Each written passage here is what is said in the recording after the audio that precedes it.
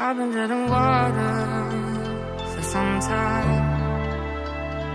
picking up the parts of all my life. Didn't get to solve it this time.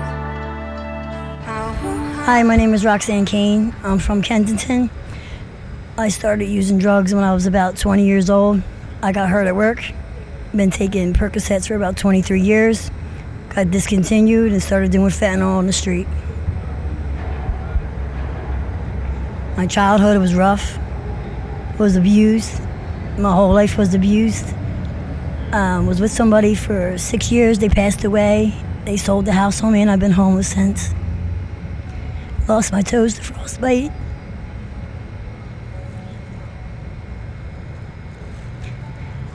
I just want people to know that we try. It's hard. It's just that people, they don't understand that not everybody's a bad person, I'm a nurse. I take care of people. It's been a struggle. We try to get clean, but not everything works because this stuff is vicious. Like, you have congestive heart failure, you can't cold turkey this. And then, they're putting anything they want in it. No matter what drug you're doing, most likely you have fentanyl in it, and you're gonna be addicted to it, even weed. What drugs are you struggling out here? Right now, I struggle with the, not to do fentanyl. I smoke coke. It's the numb pain, you just want to be numb. Especially when you're out here seeing the stuff that you see, you don't want to deal with it. Day by day, you have to deal with this shit. And then the way people treat you. If you just say hi to someone, it makes a difference.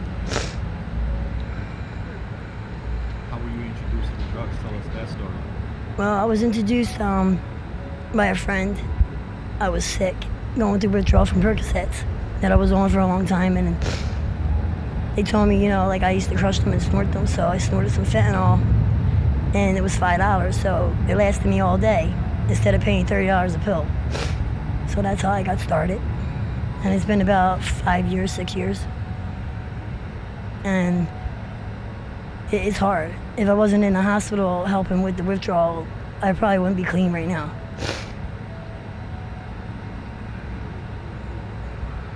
Tell us what a day in your life looked like.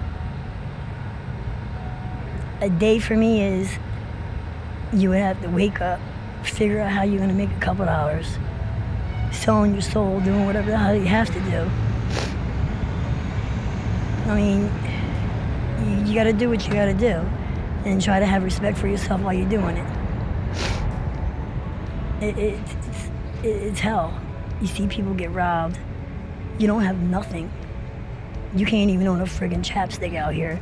They take whatever they want. And it's who robs homeless people that have nothing? That's how desperate it is out here.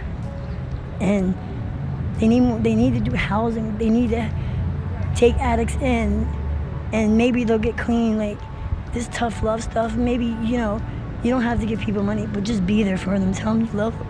They're just still there. Don't turn your back on them. Tell me about your current situation. My current situation, trying to stay sober while I'm homeless. I'm trying to get into a shelter today. I mean, a lot of them are packed. There's a lot of people are off the street right now. They accommodate to a lot of addicts, so that's what's good. I'm just gonna see what happens in the next hour. Tell us about your first drug experience. What was it like? First time I did street drugs, I liked it. I liked the way it felt. It numbed me. It felt good. It was like a mood stabilizer for me. As crazy as that sounds, I felt normal.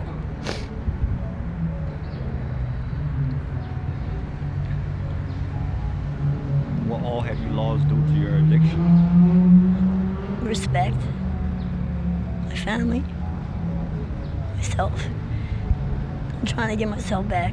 Trying to have like a routine every day. It's hard. I know it's gonna be a long struggle, but do what you gotta do. I ain't doing nothing else, you know. Every day trying to hustle a dollar, you know, like, I'm just gonna try to hustle to stay clean.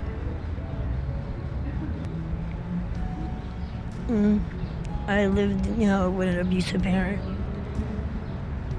I'm originally from Jersey. We came to Philly when I was 12. Me and my mother didn't get along. She kicked me out. Got pregnant young. I mean, it was hard. What happened to your dad? I'm not sure. What do you mean? He had a lot of mental illness. He was, you know, he abused my mother, so I can understand why she was the way she was. It's hard. You say you have children, right? Yeah. How many do you have? 4. Where are they now?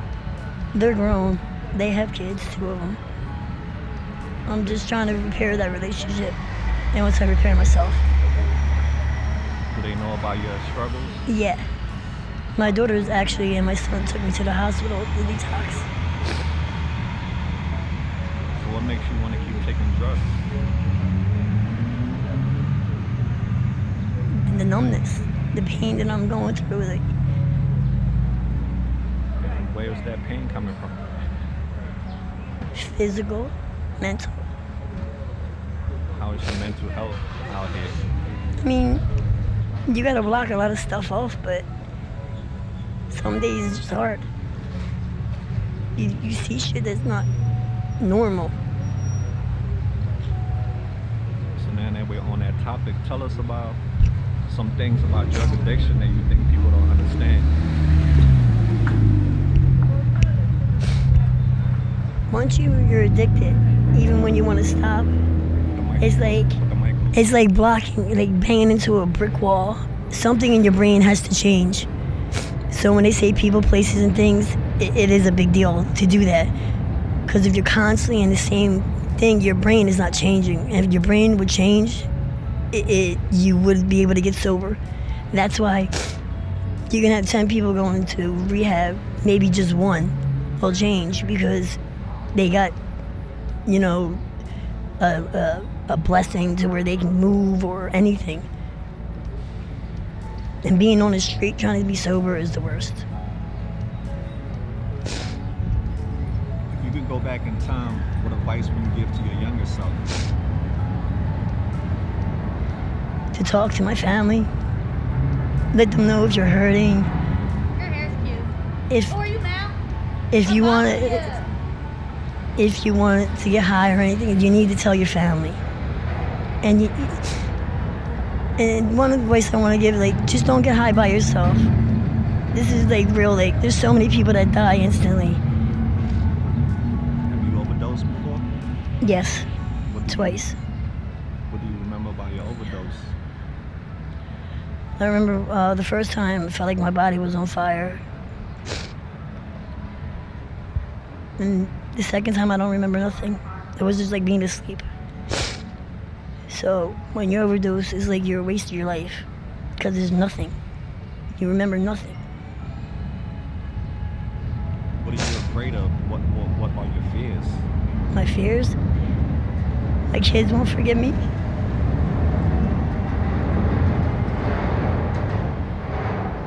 Or I'll die out here. God forbid, right? You don't die out here. What's some of the biggest challenges you face on a daily basis?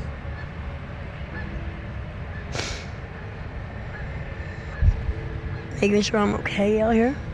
Nothing happened to me. Not being a statistic. Has anything horrible happened to you since you've been out here? A few things. Like what? Probably the worst things you can imagine. There's so many things. There's a lot, and I better not talk about it. Yeah, I hear you. We're almost there, right, love? Okay. So what help do you need? What help are you looking for? Housing. To have a safe place to go at night. A safe haven. Just to start over. If you had 3 wishes, what would your 3 wishes stay sober, my kids to be in my life, and to live to be old. All the stuff that you have been through in your life, what lessons has it taught you? Don't take life for granted. Every day's a blessing. And someone else always got a story that's worse than yours. So keep pushing. If your friends and your family saw this video, what message would you like to send to them? I miss you and I love you. Huh? I miss you and I love you. Who was the one person in this world that you love the most? My babies, my grandkids. If you weren't addicted to drugs, where you think you'll be in life right now? Probably hanging out with them. What are your hobbies? My hobbies? I don't know, I like to draw. I like writing. Anything else? Nothing much, I just love being a mom, honestly. Now, what type of drugs do you use, dear? It was fentanyl and crack cocaine. Okay. So now, with the fentanyl, do you snort, smoke, or shoot it? I used to snort it, and my nose got messed up, so I started smoking it on foil. Okay. Now, you see around people are in wheelchairs and some people have lost limbs. Yeah. God forbid, how would you feel if that were to happen to you? Well, I lost my toes, so I can imagine. I used to be like, what does it take to get sober? Losing a limb, and that's what it took from me. How did that happen? Frostbite, I mean, yeah. poor circulation. Were you outside? I was outside. Were you high? Yeah, every day I was. It was about 5 weeks ago. I'm so sorry that happened to you, all right, love? Yeah. Okay, we're getting down to the end now, dear. What are your short-term goals? I just want to stay sober and live a happy life. I want to live my best life. Have you had some sober time? 5 days. Oh, that's a great start, love. Yeah. And you said, is today making 5 days? Today's 5 days. 5 days since I've been released from the hospital. So, after this interview, where you gonna go? Right next door to the sub-clinic. Girl, I'm so proud of you. Stick with it, because you see the suffering that's out here, right? Yeah. Okay. Do you have a favorite band or artist you listen to? Eminem. That's a good one. What's your favorite color? Yellow. Why? I don't know, it's bright. What's your zodiac sign? Aquarius. Yo, shout out to the Aquarius. Show your sign some love. There are a lot of people in this world who judge people who struggle with drug addiction. What's your message for the world? We're just like you. And say any other message? One day at a time. I mean, it's real. Are you right? What advice would you give to the children of the future? Talk to somebody. You gotta have a friend, a parent's friend, anybody, a neighbor. You need to talk to somebody if you're going through something. It helps. Okay, to take us home, give us some positive words of encouragement to take us home. Give us something positive. Sobriety is a good thing. That's it. I love my addicts. Okay, dear, thank you so much for your time. And if people want to reach out to you to offer you help, how can they go about doing that? I mean, I'm always around. Do you have an email? It's Kane Roxanne1. Spell it for us. KaneRoxanne1@gmail.com. Okay, before we take flight, besides the housing, what are some things that you're in need of that we can help you with? Clothes.